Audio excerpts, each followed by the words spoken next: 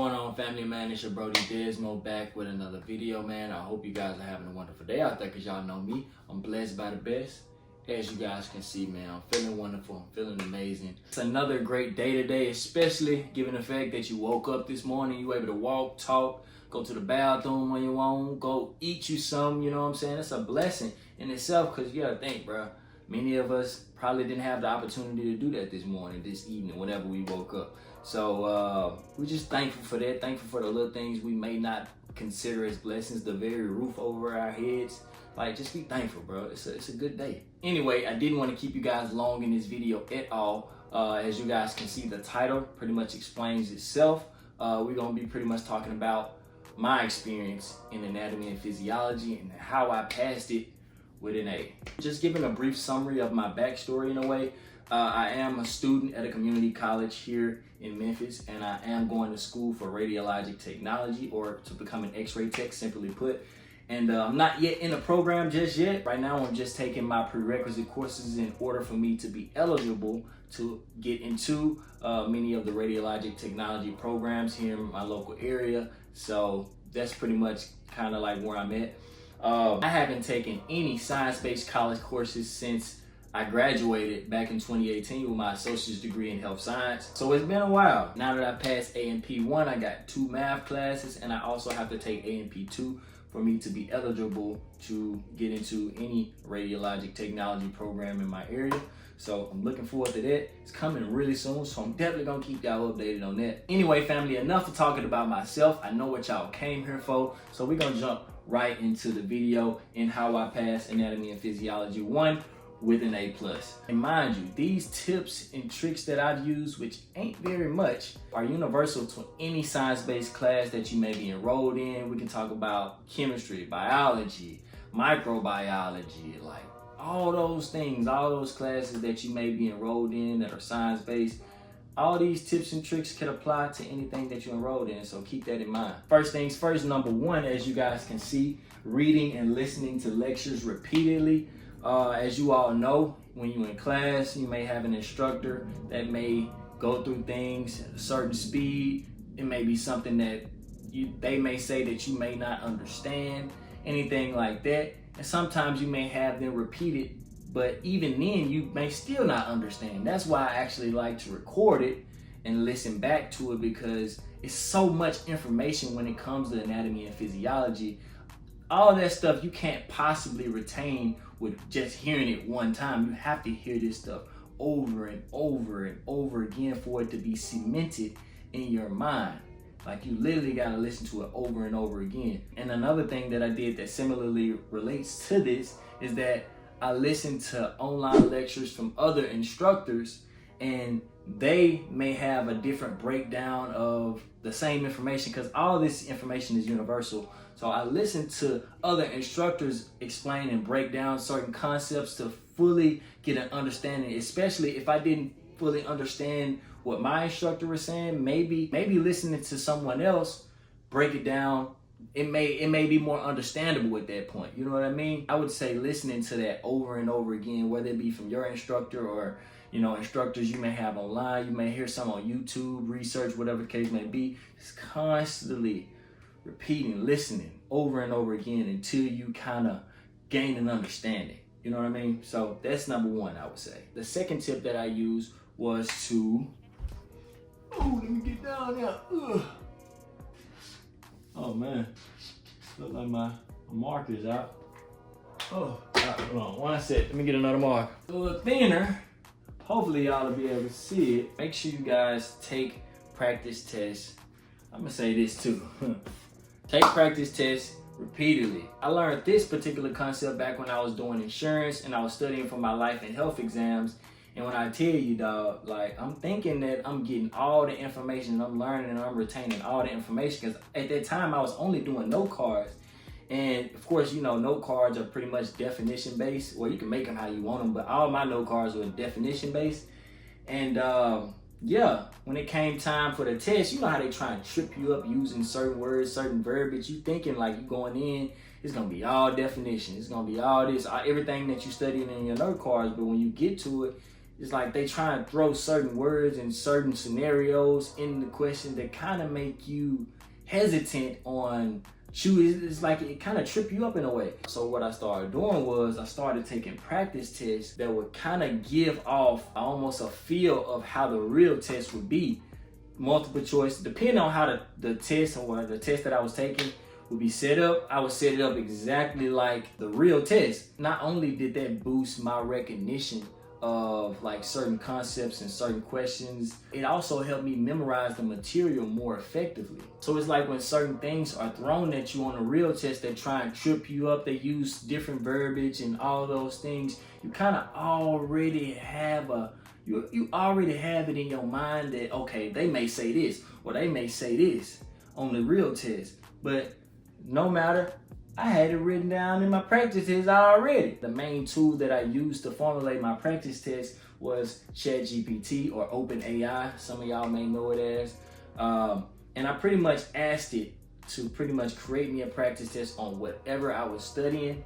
And however this test was set up, you will know based off of your instructor. If your instructor does multiple choice, if she does explanation based, or she does fill in the blank, whatever the case may be, you can tell it to AI or ChatGPT and put your whole study guide in the ChatGPT system, and it'll pretty much formulate you a whole practice test, however many questions that you want. If you want 100 question based test, you can set it up, you can break it down however you want it, 25 multiple choice, 25 fill in the blank, 25 explanation, however you want to set it up. It pretty much does the work for you, and they'll most likely give you an answer key to go with the quiz that they formulated for you. You can create it in a PDF file, Word file, whatever the case may be. They're gonna give you all the information that you need, and you just constantly, like I was telling y'all earlier, repeatedly, this is gonna be a thing throughout this video that I say repeatedly take these practice tests, y'all. I cannot stress that enough. You have to repeatedly take these practice tests for you to cement this stuff in your mind, because like I said, A&P is a lot of information. So you want to make sure you just drill it in your head, literally drill it in your head. You want to make sure as soon as the instructor gives it, no matter how she gives it, whether it's multiple choice or fill in the blank, you want to make sure, all right, okay, I got this in my head. I got this in my head and I memorize it, I recognize it. Whether it's fill in the blank, you write it down, or it's multiple choice, you circle the correct answer. You win either way. And like I said, taking practice tests will help you get to that point. I promise you, bro, you will not regret it. Number 3 is the dandy. Y'all know about this. No cards. Simple. Y'all know about no card, bro. Old fashioned, gritty. No cards, bro. You can't never go wrong with no cards, bro. I promise you. Whether you write them down on the old index cards or you did what I did, I actually got me a Quizlet account. I don't know if y'all know about Quizlet. If y'all don't, Quizlet is a software that pretty much helps you prepare for testing. You know, they have note cards. You can take practice tests on there digitally, of course. And I created me an account. I have me a yearly subscription of Quizlet, so I'm able to check out other people's full stack of note cards, how they study, and I can also create my own. I can take practice tests of all the material that I input into the Quizlet system. I can separate it by classes, all that type of stuff, and it pretty much helped me pass, bro. Essentially, it helped me pass. And yeah, I would say no cards, definitely. Like I said, you can always do it the old-fashioned way. Write the answer on the front and the question on the back, or the question on the front or the answer on the back, whatever the case may be, however you want to do that. But no cards for sure. Definitely, man. You want to make sure you do that. And like I said, y'all know I gotta add it in there repeatedly. Y'all want to make sure y'all study these no cards relentlessly, repeatedly. You got to. Like, it's necessary for you to get this A. If you want to get this A, you got to do this stuff repeatedly. Like I said, because it's a lot of information, and you want to make sure it's cemented into your brain. No doubt. Anyway, guys, the last tip that I have for you guys today is number 4, redrawing diagrams and concepts. Of course, you guys know Anatomy and Physiology. Either 1 or 2 is a visual-based class, meaning that if you can see it and recall it, you'll do really well. You'll be able to recall it on a test, recall it on homework, whatever the case may be. Your instructor wants to give out extra credit points in class for whoever can answer the question to what is the major muscle of the shoulder, we all know the major muscle of the shoulder is the deltoid muscle, right? Being able to recall those things is really good. Redrawing diagrams and concepts, where that comes into play, if you're able to draw something and you were to see it again, you'll be able to memorize it more effectively, more efficiently. So I would say redrawing concepts and diagrams is the last one. I think that that's really important. Like for me, I redrew a lot of things. Let's just say, for example, the anatomy of the bone, right? We know the top and the end portions of the bone are the proximal epiphysis and the distal epiphysis, right? And we know that that mid portion is the diaphysis, right? I wouldn't have been able to remember those things as effectively and efficiently as I did without drawing the concept first. And after drawing this thing repeatedly, I literally learned every piece, every part of the bone, the medullary cavity, the articular cartilage, all this stuff that I had no clue about until I constantly, repeatedly, which I didn't put that. I didn't put it. I gotta put it. Repeatedly drew over and over again. I cemented this thing in my head. Like I literally drew the bone probably like 10 times before I actually got every part of the bone down packed in my head. So when the test came, which all our tests were fill in the blank, she would have like a PowerPoint up. She would show us like pictures. Show us pictures of the diagram itself or whatever she was trying to show us, whether it was a cell, breakdown of a cell, breakdown of a neuron, whatever the case may be. Like we would literally have to recall those things in our head. So actually for me, like drawing those things out beforehand and taking tests on those things, like I locked it in my mind, okay, like certain parts of certain things by redrawing it over and over again. Like you gotta remember, like you gotta do these things repeatedly for you to really lock them in your head. That's all anatomy is, bro. Repetition, bro. Repetition.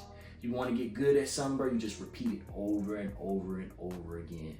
And yeah, these are pretty much the 4 things that I use to pass anatomy and physiology with an A. Like I said, I hadn't taken science-based classes in almost a decade, man. It's been a while. But everybody was wondering, like, dang, how are you so smart? What are you doing? Like, mind you, I took a class with all females, and typically they say, you know, women are smarter than the guys, right? So in this class, hey, I guess I just had the upper hand, bro. Mind you, it's like 35 people in the class, and I was coming out on top every time. My instructor was like, wow, you are so intelligent. You are so smart. I actually got recordings of the teacher actually like giving me praise for being so diligent and so, man, I was literally on it in class. I was really on it, and everybody was like wondering, like, dang, how is he so smart? How is he getting this like this? This is exactly what I did to get it like that. You know what I mean? So it's not rocket science. None of this stuff is rocket science. It's pretty simple, to be honest. Like I said, if you want to become a dog in it, you got to do all these things repeatedly. You gotta do it. You gotta lock in on your studies, bro. We know how rigorous anatomy and physiology is, and you gotta be a dog in it, bro. Anything it takes for you to actually get the knowledge to maintain and gain the necessary knowledge in order for you to pass the class with an A, you gotta do it, bro. It's just simple. It's just plain and simple, bro. Whether you're going into nursing, radiology, pharmacy, I don't know. But I know in all those things, bro, anatomy and physiology is pretty much a foundation. So you gotta learn it and you gotta do well in it. That just is what it is, bro. If you're going in any healthcare related role, man, you just gotta do what you gotta do with that. But anyway, these are all the things that I took with me. Like I said, it's not a lot, but hopefully you all are able to take something from this, bro. Like I said, I'm no genius at all, bro. I just work really hard. I mean, that's just simply put, bro. I just work really hard at this. And yeah, man, I hope you guys enjoyed. I hope you guys were able to pull something, like I said. And yeah, I hope this information reaches somebody who really needs it, because I know at one point I know I did. I was kind of, you know, skeptical about how anatomy and physiology was. I know everybody says it's the big man, but when you think about it, this class, chemistry, biology, it's kind of the same. Like you take this same approach to any one of those classes, bro, I promise you, you will pass with an A. If you do these things, you will pass, most definitely. But anyway, that's my take on it. I hope you guys enjoyed it. If you guys did, y'all got something from it, man, make sure y'all freaking like the video. Subscribe to the channel if you're new. I got more bangers coming for y'all, so y'all make sure y'all stay tuned to that. Gotta make sure I edit this boy up and get it out to y'all, man. So y'all stay on the lookout for that. But anyway, your Brody Diz is out this thing in 3, 2, 1.